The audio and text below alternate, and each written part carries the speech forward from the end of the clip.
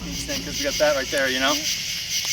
All right. We're good? Good. Tell me when it's recording. Recording. Okay, so we're working on Ninja Biken, right? We're working on the Shinobi Katana type techniques. Now we're going to kind of take a sidestep note. In the Bansenshukai, Fujibayashi states that ninjutsu, the principles of ninjutsu is similar or the same to the same principles within Kenjutsu. Okay, now I'm working off of memory, so I'm not quoting him, but this is the gist of what he's saying. He's saying the principles of Kenjutsu is the same as the principles of ninjutsu. And he goes on to say, when you're doing Kenjutsu or sword fighting, go to your Chudan Kamae, he says, if you try to strike your opponent before they move in, you're not going to be effective. He basically says only stupid people do that. So if you stay in Chudan and I'm here and I go like this, well, all I did was move and now he comes in and, you know what I mean? So he's saying that you only strike when the enemy moves in, or you strike when the enemy moves, when you get them to move, when you get them to do something. Do you catch what I mean? So in that sense, the concept of what he's using as analogy is that.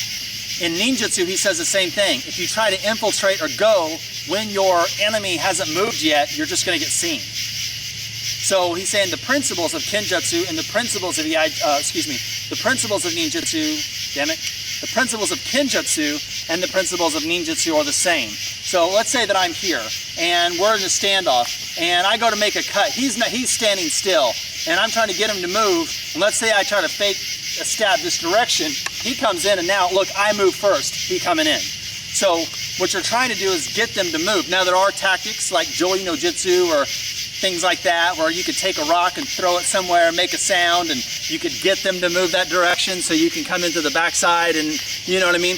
But at the end of the day, you got to get them to move to create a gap or create an opening so that you can infiltrate or you can get in there. And Kenjutsu or swordsmanship, it's the same. So when you look at these techniques like we were just at, so we'll kind of look at just a basic Henka version of this stuff, right? So if I'm here and we're in a standstill, if I can get this to move that way, I can come in this way. If I'm in Ichi and Kasumi no Ken, he's like this, and I'm in Ichi. If he cuts down and I parry up here, I've now saw the opening. I can come through and make the cut. But you can also, like I said, use techniques like Joi no Jitsu and so forth. That's the technique, like I said, you throw a rock. It's called toothpick technique or something like that. So you throw a rock and it makes a sound and someone scampers to see the sound and then you go this way. Those kind of techniques.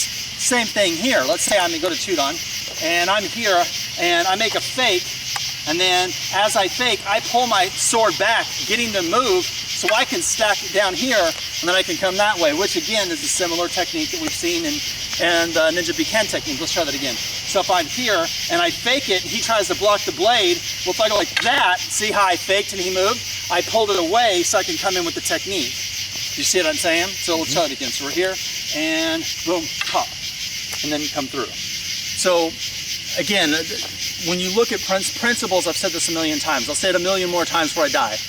Principles don't change. The techniques change only because technology changes, but the principles don't. And if you understand the principles and you understand how to apply those principles regardless of the time you're living in, you can be successful, right?